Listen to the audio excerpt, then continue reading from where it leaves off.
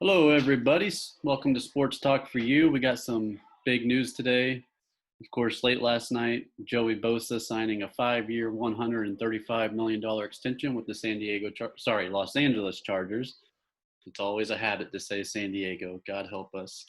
But a huge extension there. So, what does this mean for the Chargers? I like it. Um, I believe he is one of the cornerstones to their defense. So it just makes sense that they lock him down. Now, granted, I also believe the AFC West this year and in the future is going to be nothing but a shootout. But outside of the AFC West, when they play other teams, I believe that uh, that defense will be a good defense to stop the other teams. Um, Now, when I saw that deal, I go, man, the Bosa family is going to be one rich family because, Yeah. yeah, Bosa, the rookie from the 49ers who had an outstanding year. So in 3 years, when his contract's up, he'll have a payday as well. So it'll be interesting to see how it all plays out. But kudos to Bosa, the Chargers, and the Bosa family. Well, I believe if I saw it right this morning that the reason he said he got this contract was because of Patrick Mahomes. And in my mind, I'm like, no, there's no way you got this contract because of Patrick Mahomes. Because first of all, you're not going to hit Patrick Mahomes because he's going to juke you and he's going to get rid of that ball before you even get to him. So you know what? They can waste their money on Bosa and still go 5-11, 6-10, 7-9, just like the Chargers do every year. But the analysts are going to say Chargers are going to win the AFC West year in and year out, and yet they fail completely. Yeah. I would have to, it's interesting because the All right, Chargers. speaking of me saying that, I just saw on Twitter Jim Trotter, an analyst, has picked the Chargers to win the AFC West this year. By God, let's just keep giving the Chargers hope. Yeah, they do have a solid defense, but here's the problem. They're going to be playing a new quarterback. One's a rookie and one's Tyrod Taylor, who's been kind of up and down. My other point I would like to make is even though the Chargers have had somewhat success against the Chiefs are still the reigning champions, not only for the conference, but Super Bowl as well. So it's going to be hard to slay that dragon, especially with that offense. So honestly, I'm going to have to disagree with that analyst and still pick the Chiefs this year to win the AFC West. Exactly. And in my mind, I'd pick the Broncos over the Chargers anyways. Because Drew Yeah, Lock is well, going to come out firing and Jared Judy's going to make some noise. And that defense they were on the downfall, but I believe they'll get back to what they were Super Bowl year. yeah, I believe that too, but I really like the offense right now because their game plan for this year, I believe, is just to try to outscore everybody. Like the Outscore the motto Chiefs, as man. well, That's everybody's you motto know, in the AFC West. right. So, But I mean, it's just, but when they go outside of the AFC West, I feel like that's going to be their motto going into this year.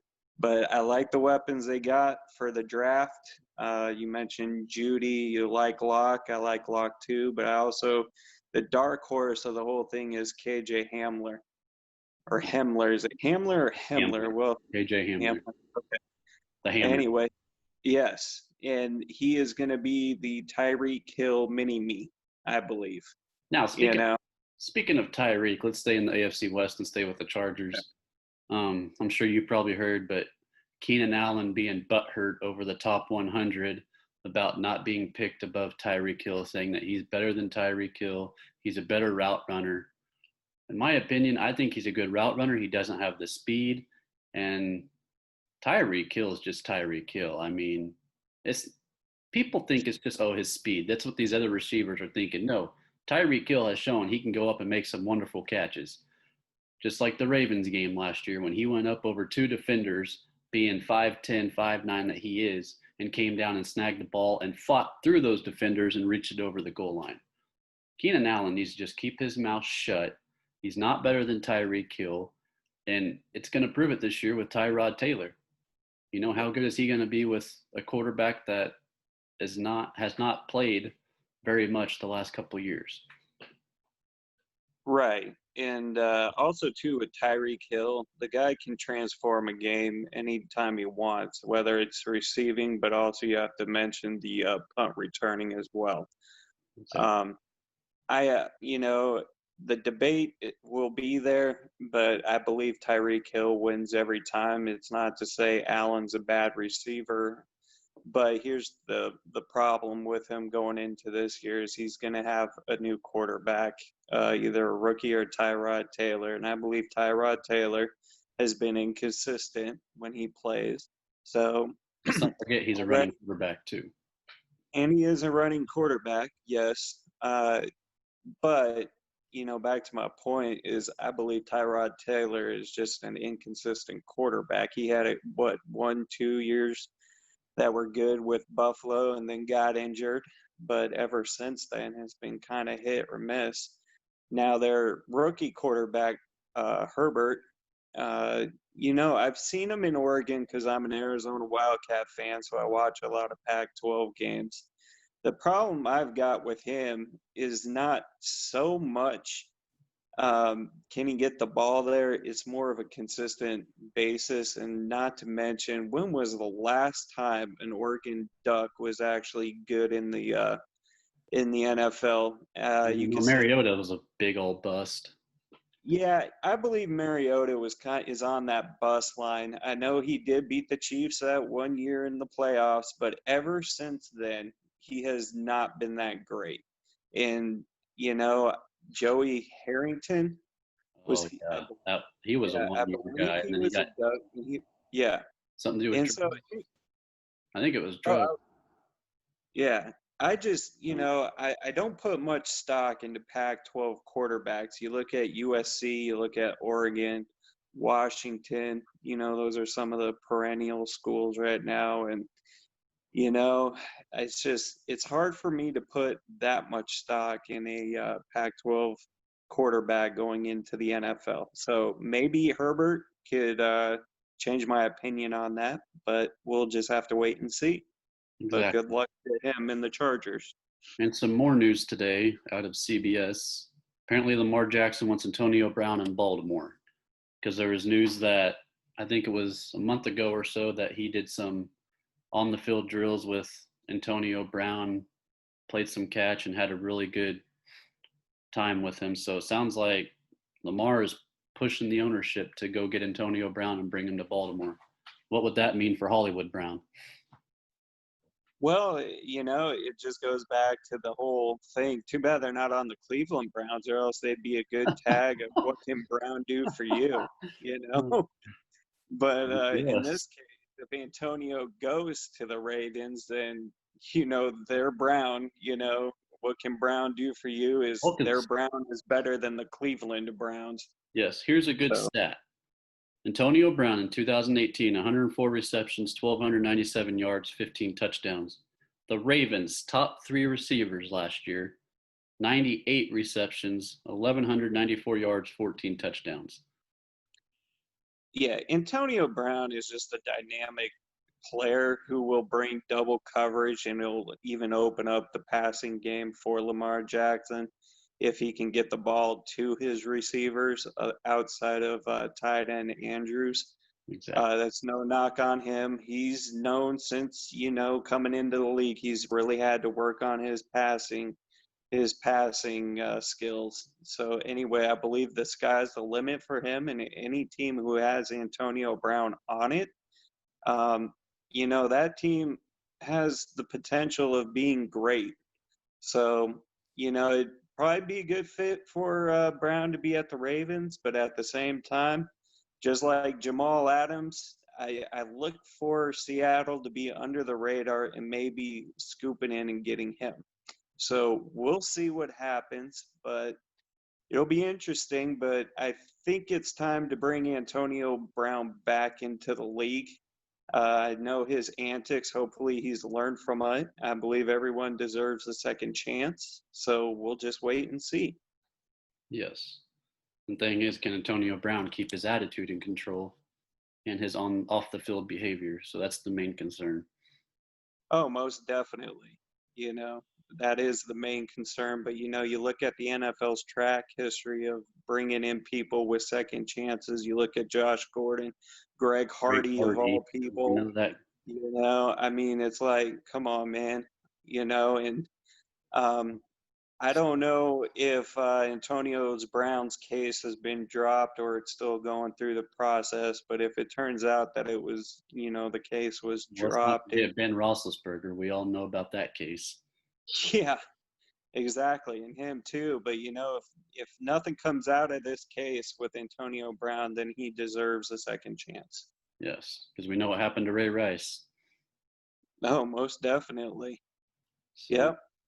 And all right. then even Kareem Hunt. Yeah.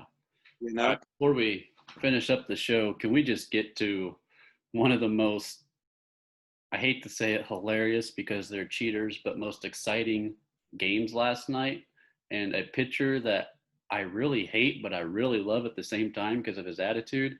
And Joe Kelly with the Dodgers and the Astros last night throwing at Carlos Correa's head, or sorry, Bregman's head first on a 3-0 pitch, and then throwing at Carlos Correa, striking him out. And then the brawl happened after that, after he said some words. And then what made me laugh was his post game interview when they asked him if he meant to throw at Bregman, and he just said it was a 3-0 fastball that got away from him. I mean, I love Joe Kelly, but that's the dumbest statement you'll ever make because everybody knows you meant to do it. And by the arm angle of your arm, it completely was made to go at his head. Yeah, I'm all for pitchers kind of retaliating against the Astros. I mean, we saw it coming, but you know Don't go at what? their head though. I don't think you should be beaming them at their head, maybe Go at at their their knees or their, body yeah. somewhere, but not at the head because you can really cause damage up there. But to say that it just got away is just laughable and is just total and utter BS. Well, can we say we just got our first COVID-19 brawl of the year as they all just stand there and yell at each other and they can't throw any punches, can't touch each other? I mean, hey, that was a big brawl, COVID-19 brawl of the year. So, Yeah, and I got a feeling there might be some more. there might be some Houston, positive tests out there now after all of them touching each other. exactly, which still pretty crazy. Gotta love the Marlins, Yeah, too, with having 18 17. players now. 18 Good players. night. Good night. It's like, come on, y'all, get it together, But And Phillies thankfully, have tested negative, so that's a good sign for Philadelphia. right, right. So, So, I'm just thankful baseball hasn't been canceled yet. So hopefully, throwing at the Astros or this COVID thing won't, cancel the season. we'll have to see how So, tonight's game goes with Dodgers Astros, see what happens there. Will there oh, be I'm sure some. retaliation from the Astros? Oh, probably. I wouldn't be shocked. Do they deserve to retaliate? No, they should just take it as is and move on. But I think something's going to happen. What do you think? Oh, I feel it, Yeah, but who I knows? do too. Maybe I do AJ too. Hinch is saying don't retaliate. So, Right. And can I just say something completely random? I'm going to need the Boston Red Sox to get it together because they look absolutely embarrassing. hey, you should be happy You know, about that as a Yankees I fan. should be as a Yankees fan, but come on, man. You are getting dominated by the Mets. Well, That can I just, stands for, you know what Mets stand for, right? My entire team oh sucks. yeah. Well, hey, Okay? at least you guys didn't get beat to the Tigers. As a Royals, Yeah, fan, I'm embarrassed about that too. So, yeah, but you know what? Come on. Boston, though, is predicted to make the playoff, let alone, have a chance. But my goodness, they are just getting embarrassed. And they got embarrassed by a team going into that series who lost 14-1 to the Atlanta Braves. exactly. So, good heavens. Hey, That's it's all I got to baseball, say. man. Any given year, any given day, something can happen. Exactly. So, That's why Herm Edwards just jumped in. You play to win the game. You Playoffs. know, play. So, Exactly. all right. Yep. Good old Jim Moore. Yeah, that's going to wrap it up for today. Go ahead and like and subscribe on the bottom of your screen. We will have another show next week. Hopefully, more to talk about NFL and MLB with more games this weekend. So we will see who is at the top come Sunday night and the MLB on top of the playoff race. Even though the season just started, we're already talking about playoff races. Enjoy the 60-game season. So that's how it's going to be from here on out. Playoff race, playoff race. So we will see you guys next time and have a good night.